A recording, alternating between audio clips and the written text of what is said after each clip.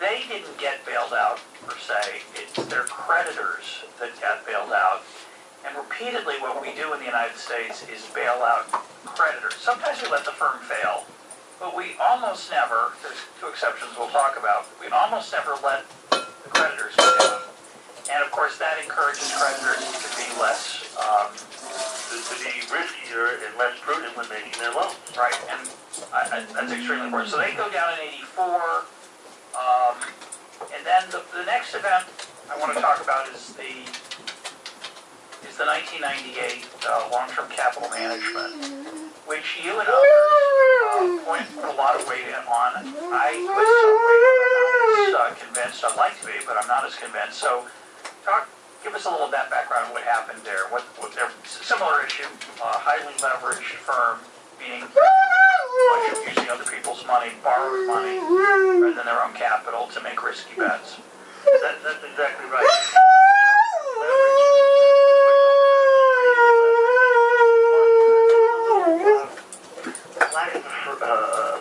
There's a little air of mystery around long-term capital management. This was before quants were as well understood as they are today. Is that prior to black box trading as ubiquitous as it is today, Berkshire Marlins with a very clever model managed to find these small anomalies, these small inefficiencies, and pretty much arbitrage them away. They made a lot of money along the way. Well, in the beginning they made a ton of money because what everybody extended them credit at very cheap terms because they wanted to do business with them. They were looking for a little look at what they were able to imitate it and capture a little bit of that magic fairy dust get sprinkled over them. And so you end up with long-term capital management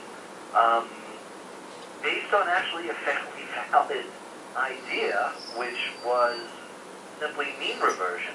Look, we know there are these relationships with different asset classes, and so when this relationship gets too far out of whack, well, we'll just take the other side of the bet. The problem with that is if you're doing it with leverage, you have to hope that you're making that bet just as the stretched rubber band comes back to position, and not before it keeps stretching. And that was the error that they had made, is they had deployed so much leverage, and they had bought so much hard-to-trade, esoteric Russian bonds that were, just really small, tiny, odd little things.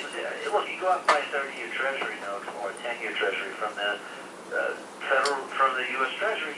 There are literally trillions of dollars traded on this, millions and millions. It's very liquid. If you want to sell $1 billion, you can do it in a minute.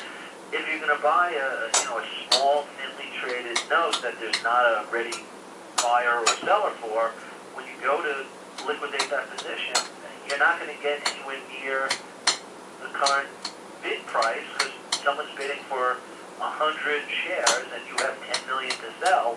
It'll go from $100 to $20 in no time at all. So what made long-term capital management is it was a tremendous opportunity to send a warning to the marketplace that, hey, if you get into trouble because you're going to be speculative, because you're going to be highly leveraged, if you choose to, I call it the beanie baby hedge fund syndrome, if you